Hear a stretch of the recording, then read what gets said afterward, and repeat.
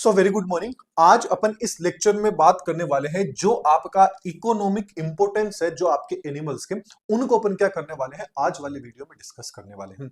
आप सबको पता है अपनी साइंस का अपना बेच चल रहा था जिसमें बायोलॉजी के अंदर आपकी जूलॉजी एंड बॉटनी आ जाती है। उसके अंदर से अपन जूलॉजी को सबसे पहले लिया था और ये जूलॉजी का मान लीजिए अपना थर्ड लास्ट अपना लेक्चर रहने वाला है। इसके बाद में अपन क्या कर लेंगे, बॉटनी को स्टार्ट कर लेंगे। जूलॉजी में अपना सेकेंड लास्ट ये चैप्टर है जो क्या है, economic importance of animals. Animals के जो भी इकोनॉमिक इंपोर्टेंस है वो अपन देख लेंगे। 2 लेक्चर के अंदर ये कंप्लीट हो जाएगा। उसके बाद में 2 लेक्चर और रहेंगे, वो आपके क्लासिफिकेशन के रहेंगे। उसके बाद में आपका कंप्लीट हो जाएगा आपके जूलॉजी वाला। फिर अपन जो आपकी बॉटनी है इस बॉटनी को स्टार्ट कर देंगे। तो जो आज वाला लेक्चर रहने वाला है इसके अंदर ये अपना कौन सा है, पहला लेक्चर है जो आपके एनिमल्स है यानी जंतु है, इनके जो आर्थिक महत्व क्या होते हैं इनको पर डिस्कस कर लेंगे। इससे पहले मैं आपको एक चीज और बता देता हूं। काफी लोग कह रहे थे कि सर जो आपने इंपोर्टेंट मतलब जो आपके एक तरह से मान लीजिए जो नोट्स हैं, इसके अलावा जो आपकी टेस्ट सीरीज है, ये दोनों के दोनों हमें नहीं मिल रही है। तो मैं एक बार फिर से आपको बता देता हूं, कोई भी चीज होती है उसको आप पहले देख लिया करो, क्योंकि लगभग मैं 15 से 20 वीडियो पीछे की साइड में आप देखोगे, उन सब में मैंने हर एक स्टेप बता रखा है। आप स्टेप तो देखते हो नहीं, फिर आप मेरे को कमेंट करते हैं कि टेस्ट सीरीज कहां मिलेगी। तो टेस्ट सीरीज कहां मिलेगी, आपको एप्लीकेशन डाउनलोड कर लेना है। जैसे ही एप्लीकेशन को डाउनलोड करके आप लॉग इन कर लेते हैं तो ये होम पेज है, इसके ऊपर ही यहाँ पे आपको 3 लाइन दिखाई दे रही होगी।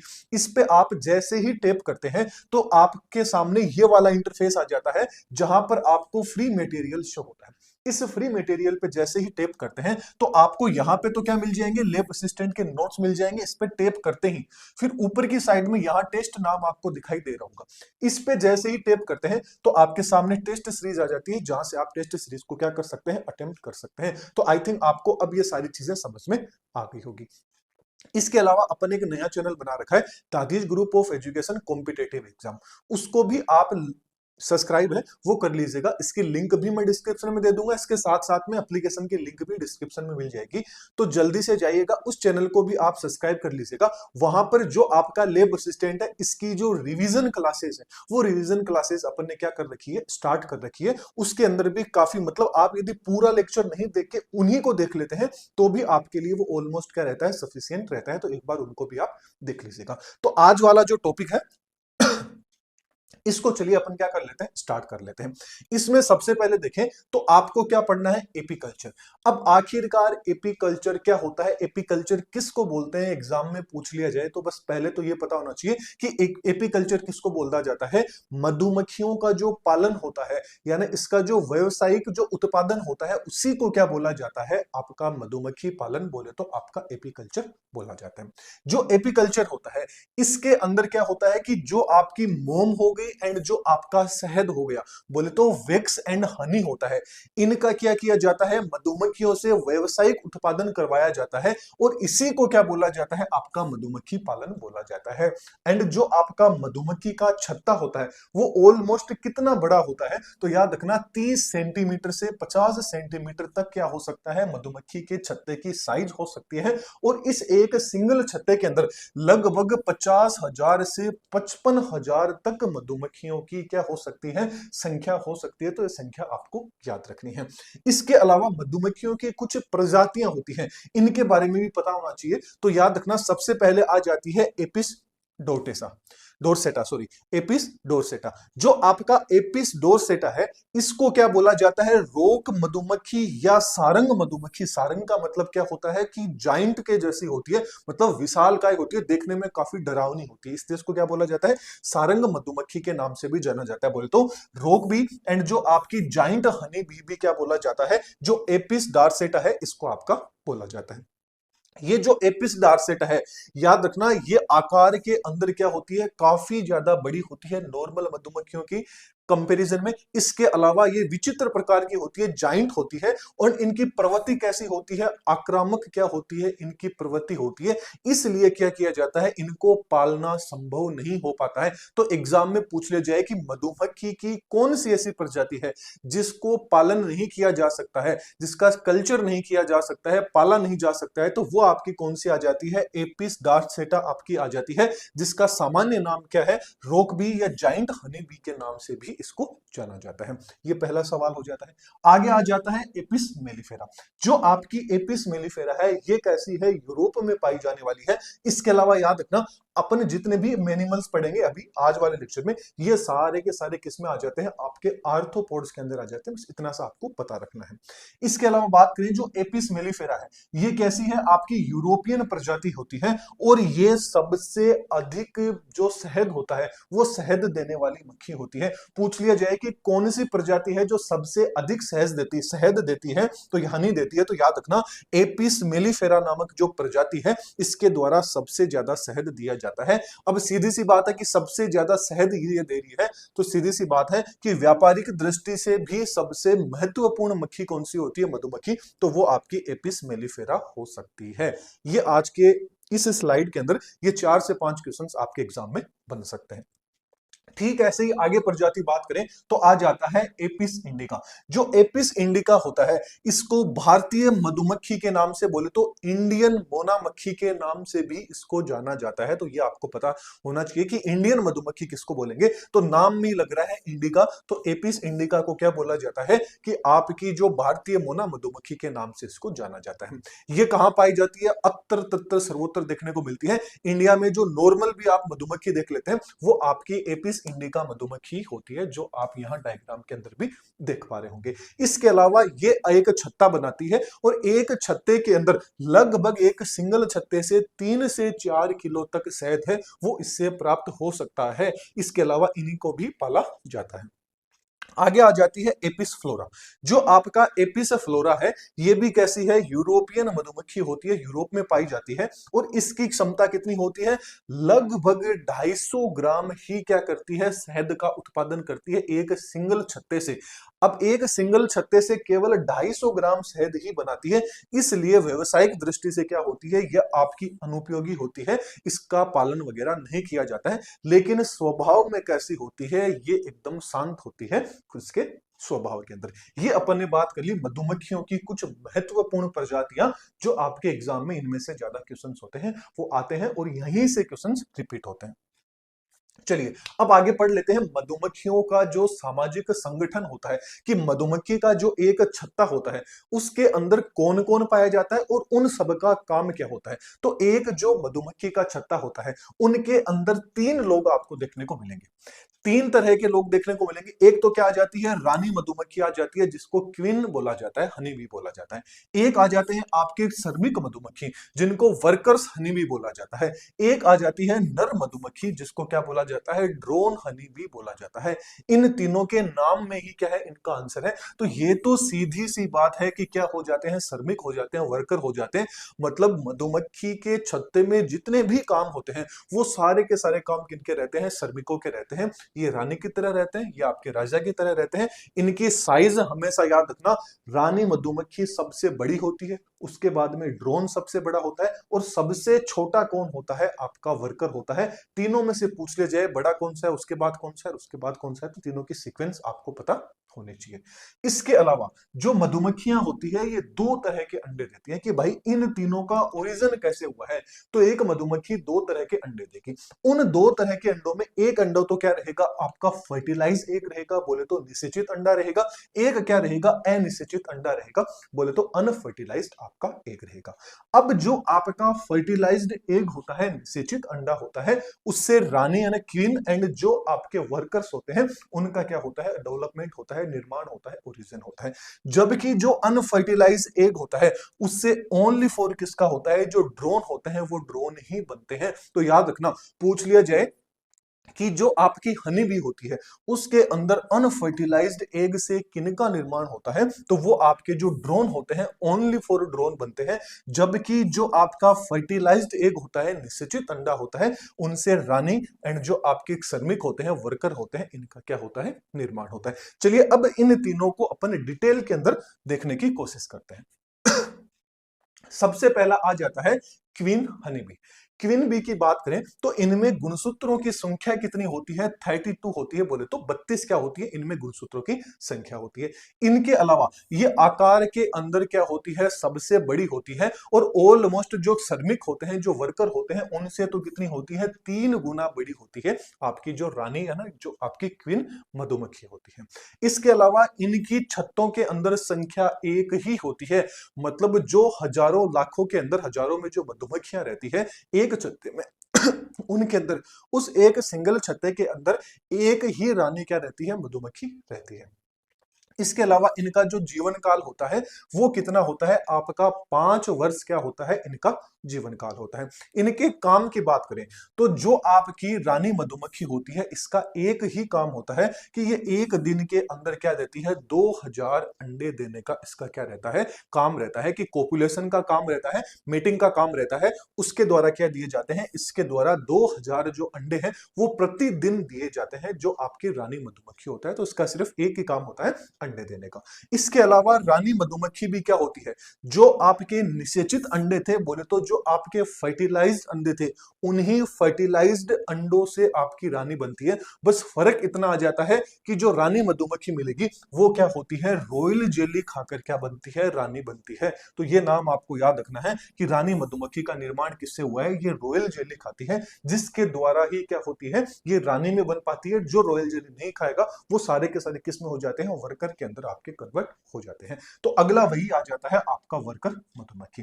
तो वर्कर मधुमक्खी होता है, इनका भी निर्माण डेवलपमेंट किससे होता है? फर्टिलाइज्ड एग से होता है, निषेचित अंडों से होता है। लेकिन ये क्या होते हैं? आपके रॉयल जेली इनको खाने को नहीं मिलती है। आगे बात करें सबसे कंप्लीट पूरा जो मधुमक्खी का छत्ता होता है उसमें सबसे छोटे कौन होते हैं?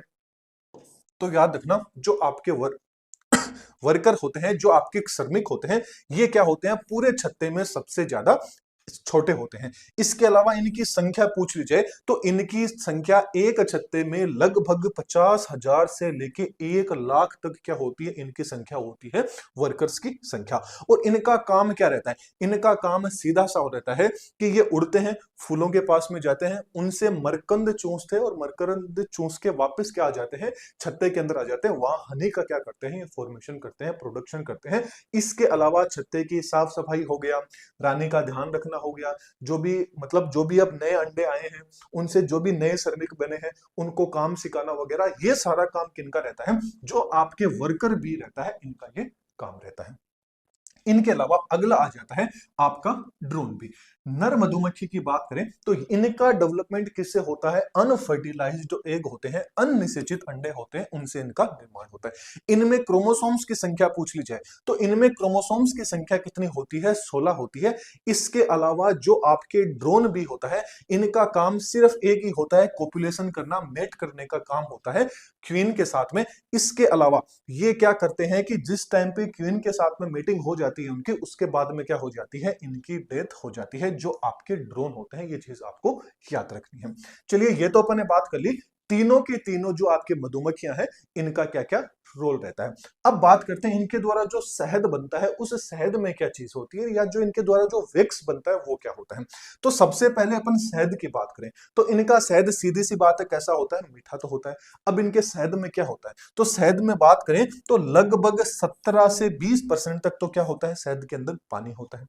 फिर 40 से 45% तक क्या होता है? उसमें फ्रक्टोज होता है। 30 से 35% क्या होता है? उसमें ग्लूकोज होता है। 1% क्या होती है? उसमें राख होती है।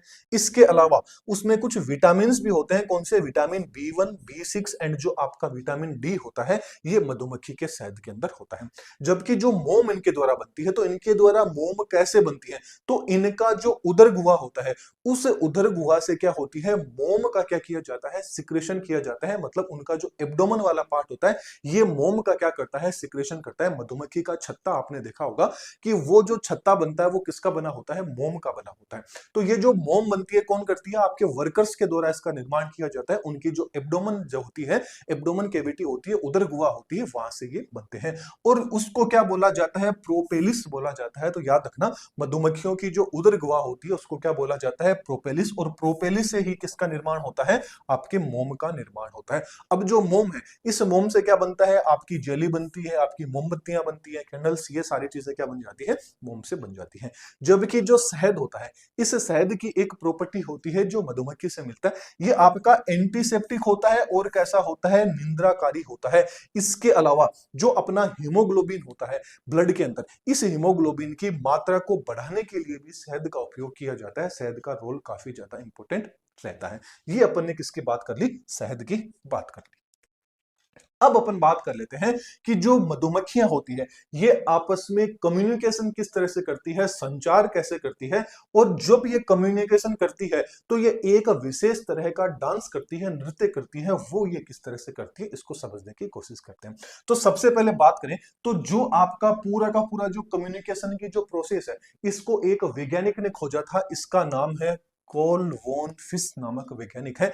इन्होंने सबसे पहले बताया था कि मधुमक्खियां आपस में किस तरह से कम्युनिकेशन करती है। इसलिए इनको 1973 के अंदर क्या मिला था, नोबेल प्राइज मिला था। वेरी इंपॉर्टेंट लाइन है, इस लाइन को आप अच्छे से याद कर लीजिएगा। अब यदि अपन बात करें तो मधुमक्खियों का जो मार्ग होता है, ये अपने मार्ग की पहचान दो परिस्थितियों में करती है। एक तो जो सूरज होता है, सूर्य होता है, उसकी स्थिति को देख के क्या करती है, ये एक जगह से दूसरी जगह जाती है। इसके अलावा जो पुष्प होते हैं, यानी जो फूल होते हैं, फ्लावर होते हैं, उनकी जो स्मेल होती है, उनकी जो सुगंध होती है, उससे भी क्या कर लेती है, ये एक दूसरे से कम्युनिकेशन कर लेती है। या बोले तो एक जगह से दूसरी जगह पे क्या कर लेती है, ये मतलब लोकेशन हो जाती है। ये तो अपन ने बात कर ली इनकी कम्युनिकेशन की। अब ये जो कम्युनिकेशन, जिस कम्युनिकेशन के लिए ये डांस करती है, वो डांस कितने प्रकार का होता है, दो तरह का होता है वो नृत्य। कौन कौन सा, एक तो आ जाता है राउंड डांस आ जाता है, एक आ जाता है विगल डांस। जो राउंड डांस होता है, ये मधुमक्खी छत्ते के पास में जाके तभी करेगी जब जो भोजन रहेगा, भोजन का मतलब क्या हो गया, जो फूल का बगीचा हो गया, जो भी चीज है, वो क्या होता है, मधुमक्खी का जो छत्ता रहेगा, जहां इनका छत्ता बना रहता है, उसके लगभग पास है। मतलब लगभग मान लीजिए 30 मीटर की दूरी के अंदर ही है।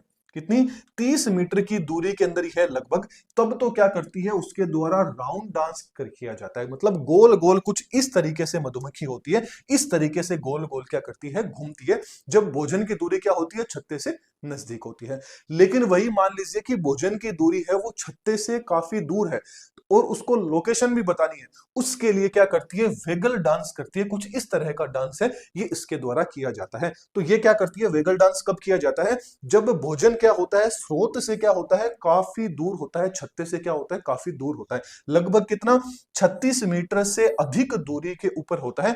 तब इसके द्वारा वेगल डांस ये है, ये डांस इसके द्वारा किया जाता है। मतलब इस डांस में क्या बनाती है, ये 8 आकृति बनाती है। कैसा बनाती है, 8 आकृति बनाती है। या आप इसको इन्फिनिटी भी बोल सकते हैं, या इसको आप 8 भी बोल सकते हैं। तो ये चीज आपको याद रखना है, इन्फिनिटी से भी एग्जामिनर कंफ्यूज कर सकता है और 8 से भी आपको कंफ्यूज कर सकता है। तो ये चीज आपको पता रखनी है। तो ये अपना क्या हो जाता है, एपीकल्चर पूरा हो जाता है। अब आ जाता है आपका सेरीकल्चर की रेशम कीट पालन क्या होता है। ये भी सीधी सी बात, आर्थ्रोपोडा के अंदर आ जाते हैं।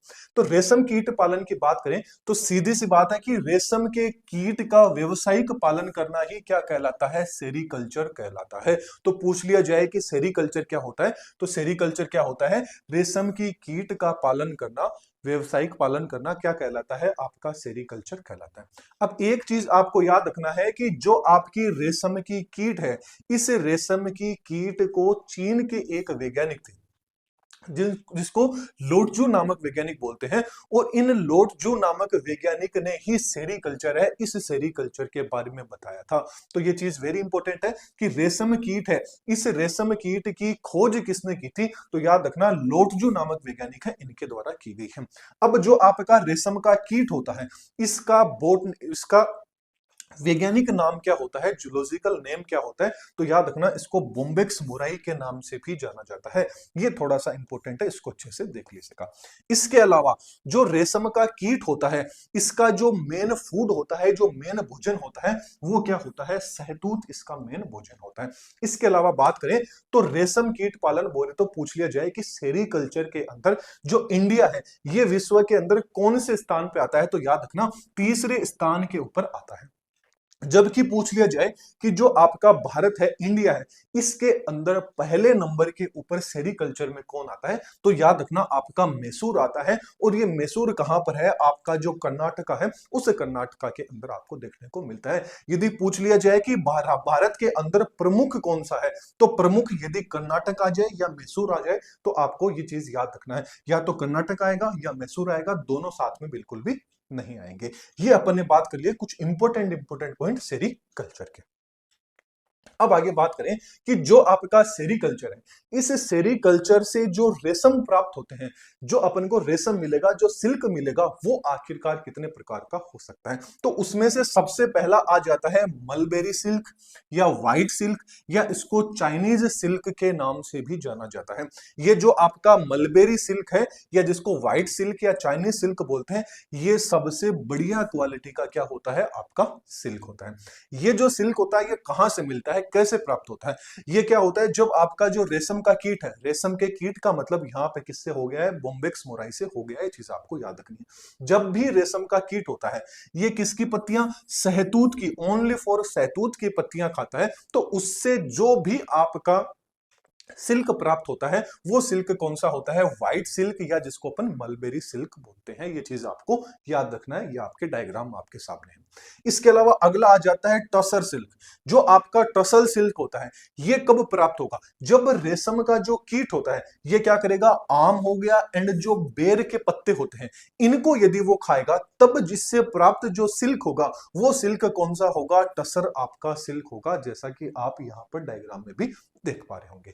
इसके अलावा अगला आ जाता है एरी सिल्क। जो आपका एरी सिल्क है, इसको अरंडी सिल्क के नाम से भी जाना जाता है। क्यों, क्योंकि जब रेशम का कीट होता है, वो कंप्लीट अरंडी के ऊपर निर्भर रहता है, अरंडी का जो पत्ता होता है उसके ऊपर निर्भर रहता है, तो उससे जो सिल्क बनता है, उसको एरी सिल्क या अरंडी सिल्क के नाम से भी अपन जानते हैं, जैसा कि आप यहाँ पे डायग्राम भी देख पा रहे होंगे। अगला आ जाता है मूंगा सिल्क। मूंगा सिल्क कब प्राप्त होता है, मूंगा सिल्क जब प्राप्त होता है, जब रेशम का कीट होता है, ये आम के पत्ते एंड जो जंगली झाड़ियां होती है, उनके ऊपर यदि ये निर्भर रहता है, डिपेंड रहता है, तो उससे जो सिल्क प्राप्त होता है, उसको क्या बोला जाता है, मूंगा सिल्क बोला जाता है। ये वाली स्लाइड काफी इंपॉर्टेंट है कि कौन सा सिल्क किससे प्राप्त होता है, ये चीज आपको पता होनी चाहिए। चलिए अगला आ जाता है, कुछ इंपॉर्टेंट पॉइंट देख लेते हैं अब सेरी सिल्क से रिलेटेड। सेरी सिल्क में बात करें तो रेशम की जो कीट होती है, उनके लार में ही क्या होता है, उसकी जो लार होती है, वो लार ही क्या हो जाती है, धागे के अंदर क्या हो जाती है, रूपांतरित हो जाता है। ऐसे नहीं है कोई अलग ही चीज बनती है इनसे, इनकी जो लार है, ये लार ही क्या हो जाती है, धागे में रूपांतरित हो जाती है। बात करें रेशम के कीट का जीवन चक्र, ये थोड़ा सा इंपॉर्टेंट है, इसको अच्छे से देखिएगा। यदि बात करें तो जो रेशम का कीट होता है, मान लीजिए ये पित्ता था, ये आपका क्या था, पत्ता था, इसके ऊपर क्या है, इसने मान लीजिए एग दिए, इसने क्या है, इसके ऊपर एग दिए।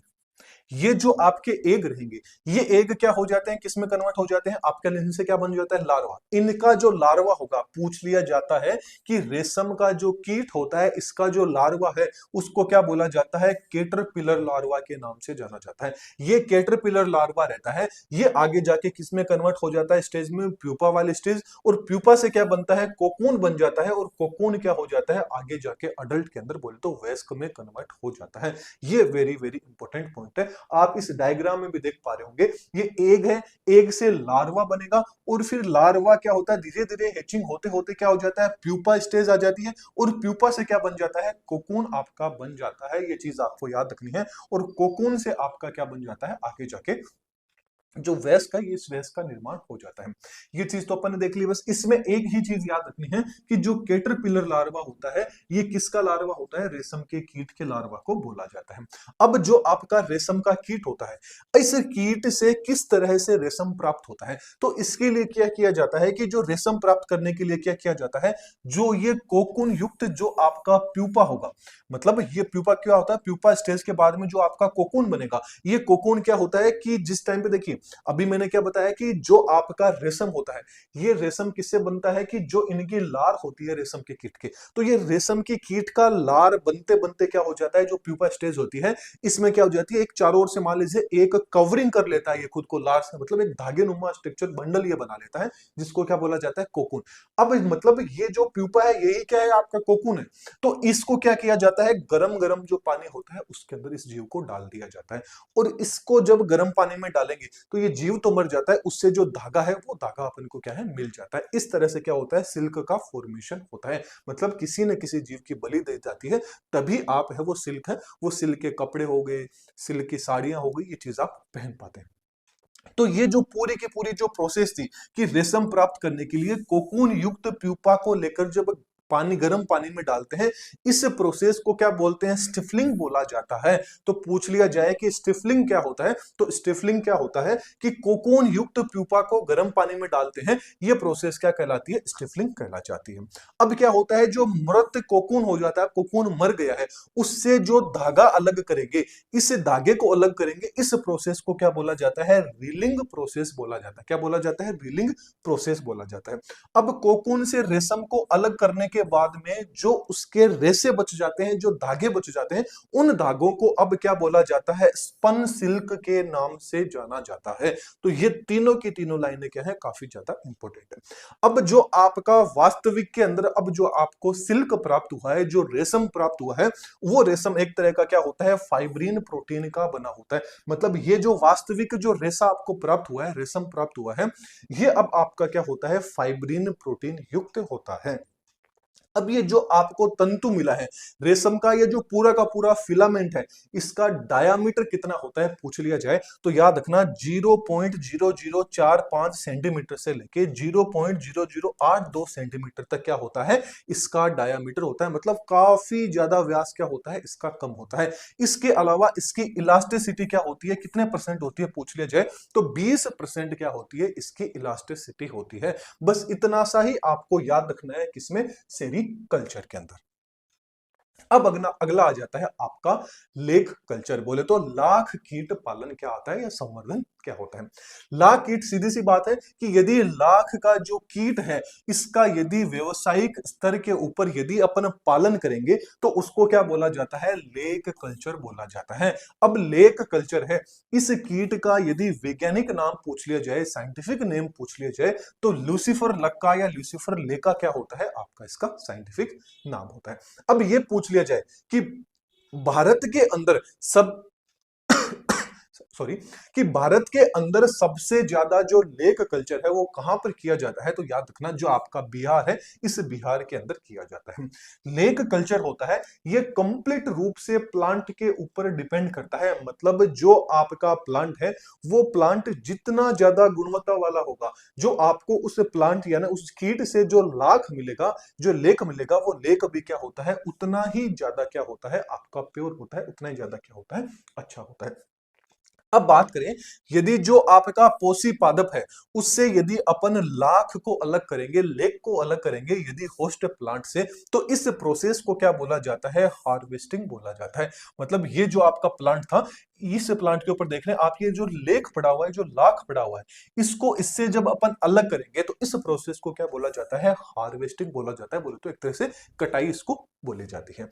अब याद रखना, जो आपका प्लास और जो बेर के जो पोषी पादप होते हैं, इससे लाख कीट क्या किया जाता है, प्राप्त किया जाता है। और जो लाख कीट प्राप्त किया जाता है उसको क्या बोला जाता है, कुसुमी लाख नाम से इसको जाना जाता है। मतलब जो आपका प्लास एंड जो बेर के है, ये दोनों के दोनों क्या है, आपके प्लांट है। इस प्लांट से जो भी आपका लाख प्राप्त होगा, उस लाख को क्या बोला जाता है, कुसुमी लाख के नाम से इसको जाना जाता है। अब एक इंपॉर्टेंट पॉइंट है, इसको याद रखना कि लाख कीट होता है पेड़ में भोजन प्राप्त कर सुरक्षा हेतु एक क्या बनाता है, रेजिन बना देता है, जिसको क्या बोला जाता है, राल बोला जाता है। ये राल जैसे ही, ये रेजिन जैसे ही क्या होता है, आपके हवा के संपर्क के अंदर आता है, तो ये क्या हो जाता है, कठोर हो जाता है, जिसे हम क्या बोलते हैं, लाख बोलते हैं। मतलब ये जो कीट है, ये कीट क्या करेगा, आपका जो भी पेड़ रहेगा, उस पेड़ का जो पत्ता रहेगा, उस पत्ते को खाएगा। जैसे फॉर एग्जांपल की अपन बात ले लेते हैं, प्लास का प्लांट ले लीजिए या बेर का प्लांट ले लीजिए, ये उसको खाएगा। ये उसको खा के क्या करेगा, खुद के चारों ओर एक प्रोटेक्शन बनाएगा कि भाई मेरे को कोई मार ना दे। तो उसके लिए क्या कर लेगा, ये खुद के चारों ओर क्या कर लेगा, एक प्रोटेक्शन कर लेगा। अब ये प्रोटेक्शन कर लेगा, तो अब इसने बाहर की साइड बनाया, तो ये क्या आ गया, एयर के कांटेक्ट में आ गया, तो ये कैसा हो जाता है, सॉलिड के अंदर कन्वर्ट हो जाता है, ठोस हो जाएगा। इसको क्या मिल गया, चारों ओर कवर मिल गया। अब ये यहाँ पे इसने इस चीज को छोड़ के आगे बढ़ गया, तो वहां पे ये वाली चीज रहेगी ना, इसको अपन लोग क्या कर लेते हैं, उतार लेते हैं। तो अपन इसको जो उतारेंगे, यही प्रोसेस क्या कहलाती है, आपकी हार्वेस्टिंग कहलाती है। मतलब इसमें इस जीव को किसी भी तरह की हानि नहीं है। ये जीव तो क्या कर रहा है, खुद के स्वार्थ के लिए क्या कर रहा है, लाख को बना रहा है। लेकिन अपन क्या कर लेते हैं, इसको या तो हटा देते हैं, वहां से भगा देते हैं, मार देते हैं, जो भी है, फिर उससे अपन क्या कर लेते हैं, इसका जो भी इसने जो आवरण बनाया था, इस आवरण का ये जो लाख है, इसको अपन क्या ले लेते हैं, काम में ले लेते हैं। यही क्या कहलाता है, आपका लेक कल्चर कहलाता है। चलिए आगे समझने की कोशिश करते हैं कि आखिरकार लाख का जो उपयोग है, ये उपयोग अपन लोग किस किस काम में लेते हैं। तो पहला उपयोग तो आ जाता है कि वॉनिस वानिस एंड जो आपका रेजिन है, इसके अंदर मतलब किसी भी चीज को मैन्युफैक्चर करने के अंदर अपन काम में लेते हैं। इसके अलावा ज्यादातर जो लाख का काम लिया जाता है, वो किसमें किया जाता है, जो लाख की चूड़ियां आती है, बेंगल्स होते हैं, उनको बनाने के अंदर किया जाता है। इसके अलावा जो कॉस्मेटिक उपकरण होते हैं, उनको बनाने के अंदर भी लाख का क्या किया जाता है, उपयोग किया जाता है। अब यदि बात करें कि लाख का जो कंपोजिशन होता है, कि लाख के अंदर क्या क्या चीजें प्रेजेंट होती हैं, तो उनकी बात करें तो लाख में जो रेजिन होता है, ये रेजिन लगभग 68 से लेके 90% तक क्या होता है, रेजिन प्रेजेंट रहता है लाख में। जबकि जो डाई होती है, वो 2 से 10% तक डाई प्रेजेंट रहती है, 6% उसमें मोम प्रेजेंट रहता है, 5 से 10% उसमें एल्बुमिन प्रेजेंट रहता है, 3 से 7% उसमें खनिज प्राप्त होता प्रेजेंट रहता है, एंड लगभग 3% क्या होता है, उसके अंदर पानी होता है। ये प्रेजेंट होता है किसके अंदर, लाख के अंदर। अब आगे बात करें तो जो आपका लाख है, अब लाख का जो पादप था, उस पादप से अपन ने लाख को बाहर निकाला, ये वाली जो प्रोसेस है, इसको क्या बोला जाता है, हार्वेस्टिंग बोला जाता है। ये चीज अभी अपन पढ़ के आए हैं। इसके अलावा जो स्वर्मिंग से पहले जो अपन अपरिपक्व लाख है, उसको क्या बोलेंगे, मतलब अपन ने उसको स्वार्मिंग अभी तक नहीं की है, मतलब अपरिपक्व वो लाख है, इस लाख को तो क्या बोला जाता है, एरी लाख बोला जाता है। और जो लाख परिपक्व हो जाती है, उसको क्या बोला जाता है, सीड लाख बोला जाता है। तो ये चीज याद रखना, पूछ लिया जाए कि अपरिपक्व लाख किसको बोला जाएगा, तो एरी लाख है, इसको अपरिपक्व लाख बोला जाएगा। जो सीड लाख है, इसको क्या बोला जाता है, क्या बोला जाएगा, परिपक्व लाख के नाम से जाना जाएगा। इसके अलावा जो लाख आपकी अशुद्धियां है, मतलब जिस लाख के अंदर अशुद्धियां होती है, उसको कीरी लाख के नाम से जाना जाता है। एंड जो लाख आपकी शुद्ध होती है, उसको बटन लाख के नाम से जाना जाता है। ये सारे के सारे ये वाले जो स्लाइड है, ये काफी ज्यादा इंपॉर्टेंट है, इन सारे क्वेश्चंस को अच्छे से देख लीजिएगा। इसके अलावा एक चीज याद रखना कि जो आपकी शुद्ध लाख होती है, शुद्ध लाख को ही बटन लाख बोला जाता है। पूछ लिया जाए कि शुद्ध लाख का दूसरा नाम क्या है, उसको बटन लाख बोला जाता है। अशुद्ध लाख को क्या बोला जाता है, कीरी लाख बोला जाता है। परिपक्व लाख को सीड लाख बोला जाता है, अपरिपक्व लाख को एरी लाख बोला जाता है। अब जो आपकी शुद्ध लाख है, बोले तो जो बटन लाख है, इस बटन लाख को पिघला कर क्या होता है, इससे एक सीट बनाई जाती है। फिर इस सीट के अंदर क्या होता है, जो आपका आर्सेनिक होता है, ये आर्सेनिक मिला दिया जाता है, जिससे क्या होता है, जो भी इससे अब जो भी वस्तुएं बनानी होगी लाख की, वो लाख की क्या हो जाती है, वस्तुएं मिल जाती है। मतलब जो आपके कंप्लीट रूप से शुद्ध लाख है, जिसको बटन लाख बोलेंगे, इसके अंदर क्या मिलाया जाता है, आर्सेनिक मिलाया जाता है, जिससे क्या होता है, आपकी आगे की जो भी वस्तुएं बनती है लाख की, वो इससे बनाई जाती है। इसके अलावा जो लाख का कीट होता है, वो किन किन पादपों पे, किन किन प्लांट्स के ऊपर निर्भर रहता है।